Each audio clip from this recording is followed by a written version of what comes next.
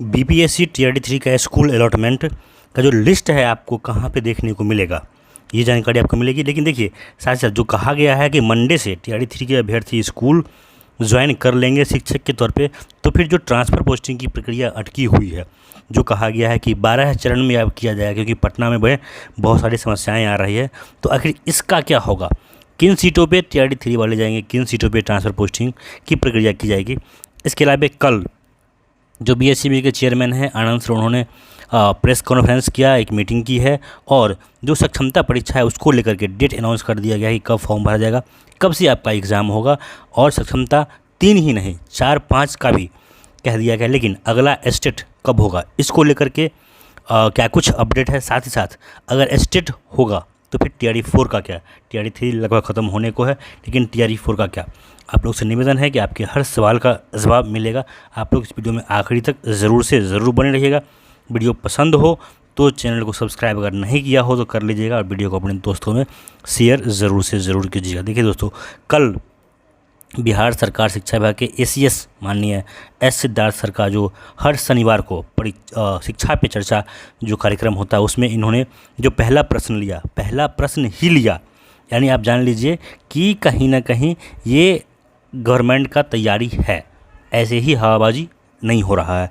TRD 3 को लेकर के आप लोगों को पता है कि कुछ दिनों पहले टीआरडी 3 के अभ्यर्थियों ने आंदोलन भी किया था, एसीएस के आवास का घेराव किया गया था टीआरडी 3 के अभ्यर्थियों के द्वारा, खास करके महिला अभ्यर्थियों के द्वारा, कि हमारा जब रिजल्ट आ गया है, इतने लाव लश्कर के साथ नियुक्ति पत्र भी हमें दे दिया गया है, तो फिर हमें स्कूल अलॉटमेंट क्यों नहीं किया जा रहा। लेकिन देखिए यहाँ पे एक चीज़ है जो आपको सोचना पड़ेगा, जो समझना चाहिए, टीआरडी 3 के अभ्यर्थियों को इतना जल्दी अति उत्साहित नहीं होना होगा आपको। देखिए मैं ऐसा क्यों कह रहा हूँ, क्योंकि आपको पता है कि जो टीआरडी 3 के अभ्यर्थी हैं, जैसे कि टीआरडी 1 टीआरडी 2 में हुआ था, पहले स्कूल अलॉटमेंट से पहले उनको किसी विद्यालय से टैग किया गया था, उस विद्यालय में जाकर के लगभग 2 हफ्ता उनको एक तरह से ट्रेनिंग कह लीजिए, प्रशिक्षण कह लीजिए, जो भी आप उसको नाम देना चाहें दे सकते हैं, किया गया। उसके जस्ट बाद उन्हें किसी न किसी प्रशिक्षण संस्थान में भेजा गया था ट्रेनिंग के लिए 15 दिनों का। तो ये जो अभी मंडे से बात कही जा रही है, इसको क्लियर नहीं किया गया है, क्योंकि वहाँ पे क्रॉस क्वेश्चन का प्रावधान नहीं है। एक जो भी उनका प्रश्न पूछा जाता है और उनके द्वारा ही जवाब दिया जाता है।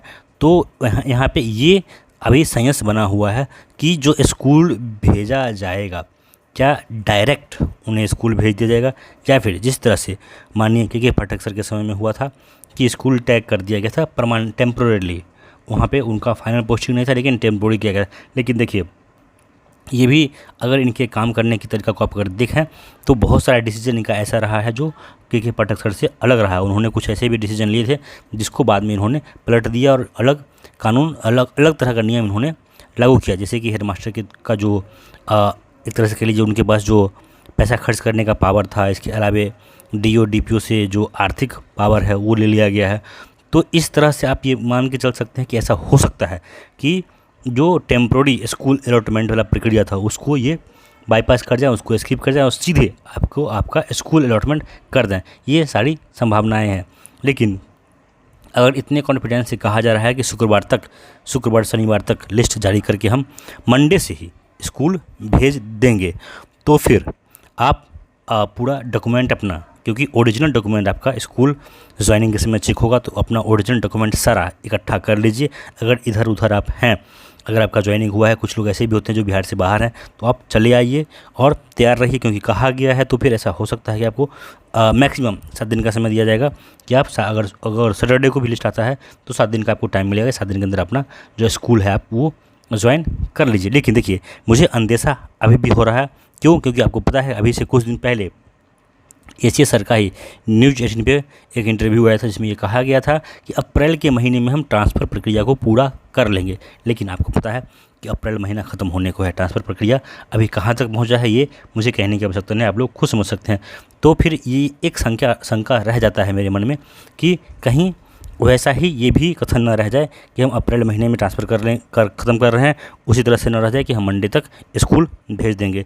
वैसे अगर भेज दिया जाए तो सबों के हक़ में होगा, ख़ास करके वैसे शिक्षकों के हक़ में होगा, वैसे विद्यार्थियों के हक़ में होगा जो शिक्षकों का इंतज़ार कर रहे हैं, और वैसे शिक्षक के हक़ में होगा जो विद्यार्थी को पढ़ाने के लिए स्कूल जाने का इंतज़ार कर रहे हैं। बाकी देखिए समय के साथ क्या होगा ये आपको खुद समझ में आ जाएगा। लेकिन अगर TRD 3 का स्कूल अलॉटमेंट हो जाता है तो फिर कहीं ना कहीं ट्रांसफ़र पोस्टिंग की प्रक्रिया पे थोड़ा सा ये लंबा खिंच सकता है, क्योंकि आपको पता है कि जो 16 सदस्यीय की टीम बनाई गई है, कहा गया था कि हर हफ्ते एक लिस्ट आएगा, लेकिन ऐसा हो रहा है या नहीं हो रहा है आप खुद इस बात को समझ सकते हैं।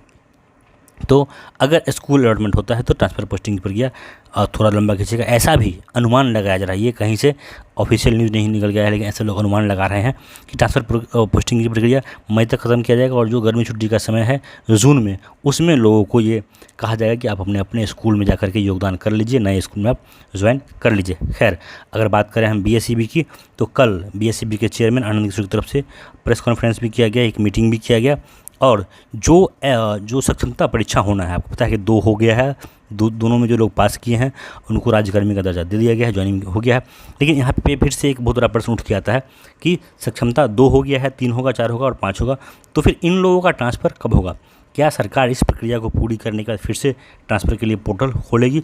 अगर खोलेगी तो फिर ये ट्रांसफ़र प्रक्रिया जो अभी शुरू हुआ है दिसंबर में, ये ख़त्म होते होते इलेक्शन आ जाना 100% है कि इलेक्शन आ ही जाएगा।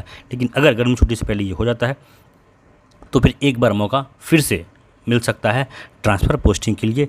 किनको? जो लोग सक्षमता 2, 3, 4, 5 इसमें पास करेंगे, क्योंकि ट्रांसफ़र तो सबका करना है। वैसे अभ्यर्थी जो BPSC के भी हैं, और अब तक अगर आपने अप्लाई नहीं किया है और आप सोच रहे हैं कि काश मैंने अप्लाई कर दिया होता, तो एक मौका आपको मिल सकता है। TRD 4 जल्द होगा। इसके अलावा आपको पता है कि अभी से कुछ दिन पहले जो जदयू है उनकी तरफ से एक पैम्पलेट भी जारी किया गया था, एक बैनर जारी किया गया था, जिसमें बातें कही गई थी कि जो सरकार है वो रोज़गार देने के प्रति पूरी तरह से सजग है। तो TRD 4 जल्द से जल्द आपका आएगा। TRD 3 अब मान के चलिए कि लास्ट ओवर में चल रहा है, और ये ख़त्म होते ही मई महीने में भी हो सकता है कि आपको TRD 4 देखने को मिल जाए। लेकिन कल जो प्रेस कॉन्फ्रेंस की गई है उसमें STET अगला कब होगा इसको लेकर के कुछ नहीं कहा गया। इसका मतलब है कि BSEB का पूरा फोकस अभी सक्षमता परीक्षा को ख़त्म करने पे है। आपको पता होना चाहिए कि सक्षमता परीक्षा ख़त्म होगा तभी जितने भी नियोजित शिक्षक बचे हुए हैं उनको राज्यकर्मी का दर्जा मिल पाएगा।